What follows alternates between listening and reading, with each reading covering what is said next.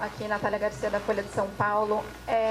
Eu queria perguntar sobre a questão da meta zero, né?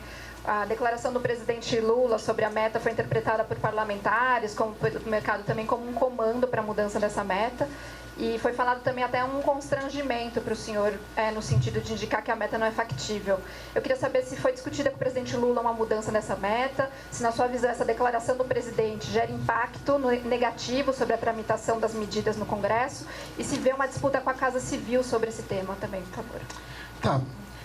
Olha, a melhor coisa que a gente tem a fazer agora é se apegar aos fatos que foram levados ao conhecimento do presidente e que já foi dado ao conhecimento de vocês, mas não custa enfatizar que isso tem impressionado o presidente à luz da trajetória do... Quando nós demos a público o marco fiscal, isso foi em março desse ano, né?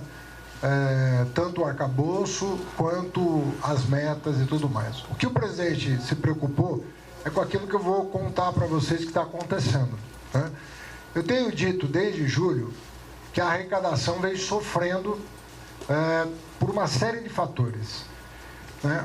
Obviamente que a taxa de juros é uma coisa importante, as empresas estão lucrando menos em função das taxas de juros, e isso impacta imposto de renda de pessoa jurídica e contribuição social sobre lucro líquido, como vocês sabem. Mesmo quando o faturamento se mantém, e vocês sabem que o PIB está crescendo esse ano acima das projeções de mercado, mas mesmo quando o faturamento das empresas se mantém, mas você tem o efeito sobre a rentabilidade das empresas, isso está afetando a arrecadação desses dois tributos importantes, um dos quais diretamente relacionado ao FPM e ao FPE, razão pela qual os prefeitos e governadores bateram a porta do Ministério da Fazenda buscando reposição dos repasses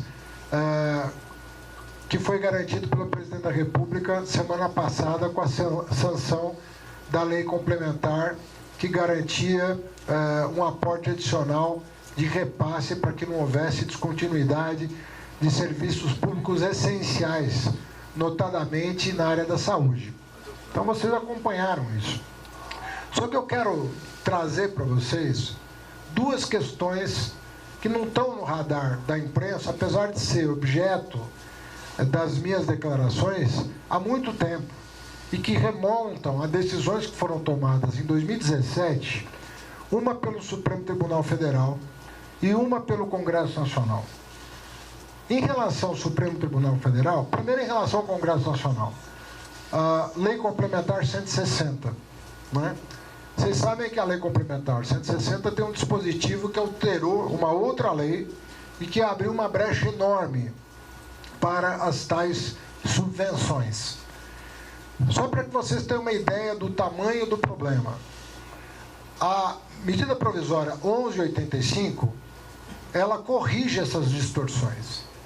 Portanto, tudo dando certo, 2023 vai ser o último ano dessa enorme brecha que permite ainda às empresas abater da base de cálculo incentivos fiscais dados pelos estados e, para além dos incentivos fiscais dados pela União, por exemplo, no âmbito da região da Sudene, que é incentivada, como todos vocês sabem, e cujos benefícios estão mantidos.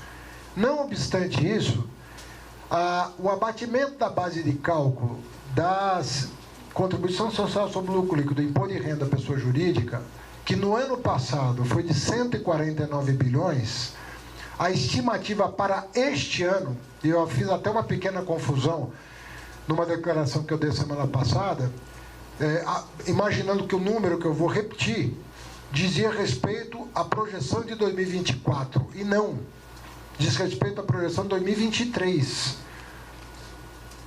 O abatimento da base de cálculo projetada para este ano, desse dispositivo, é de 200 bilhões de reais.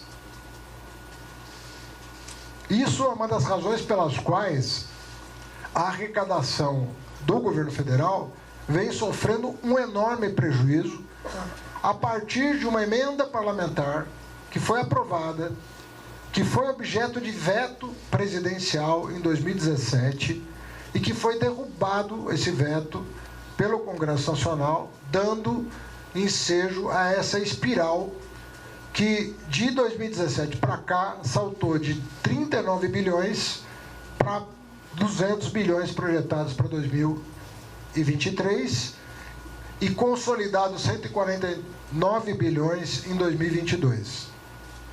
Então, nós levamos ao conhecimento do presidente esse problema, para que ele tem que ser informado do que está acontecendo. Por que que o PIB cresce e a arrecadação não cresce na mesma proporção? A segunda questão que eu quero trazer a público, já mais de uma vez fiz isso, mas vocês precisam informar as pessoas sobre o que o presidente da República, com o que ele está tendo contato, que diz respeito à decisão do STF, também de 2017, uma decisão por 6-5, que retirou da base de cálculo do PIS/COFINS o ICMS recolhido pelas empresas. Tá? Eu vou dar um dado para vocês, que eu tomei conhecimento semana passada e levei ao conhecimento do presidente da República antes da sua declaração de sexta-feira. Uma empresa de cigarro, uma empresa se credenciou a um crédito de PIS/COFINS de 4,8 bilhões de reais. Agora vejam vocês do que eu estou falando. Eu estou falando de uma empresa que vende cigarro. O consumidor pagou o PIS/COFINS que estava no preço do cigarro. Ele, quando comprou o maço de cigarro, ele pagou o PIS/COFINS. A empresa recolheu o PIS/COFINS para a Receita Federal e a Justiça está mandando devolver esse tributo não para o consumidor, mas para a empresa, que não pagou pelo tributo. Recolheu em nome do verdadeiro contribuinte, que é quem comprou o produto. Nós estamos falando de muitas dezenas de bilhões de reais que estão sendo abatidos da base de cálculo do ICMS e estão não só do corrente, como fazendo a conta de todo o recolhimento feito de 2017 para cá.